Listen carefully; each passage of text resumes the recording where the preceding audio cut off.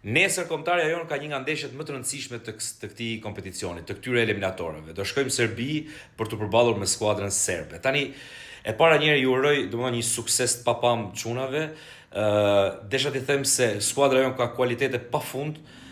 Edhe skuadra serbe patjetër që ka kualitete sportive, por ajo që do na dallojë neve në krahasim me ata do jetë shpirti i garës. Ne do shkojmë atje me zemër e me shpirt. Do ta nxjerrim zemrën nga krahërori, do t'i themi çfarë do. Do të fitosh po, futun fush. Sepse çfarë ndodh?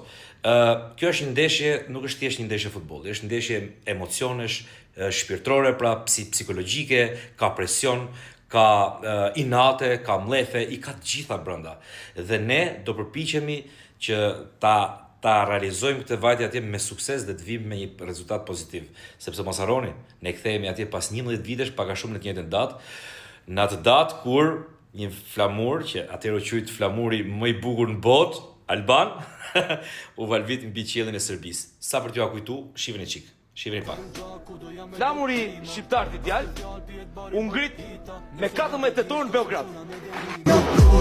Jam shqiptar, ikset gjuju, 47, nëse do t'a di shtetovar, por më nuk e gati s'mund me mpa.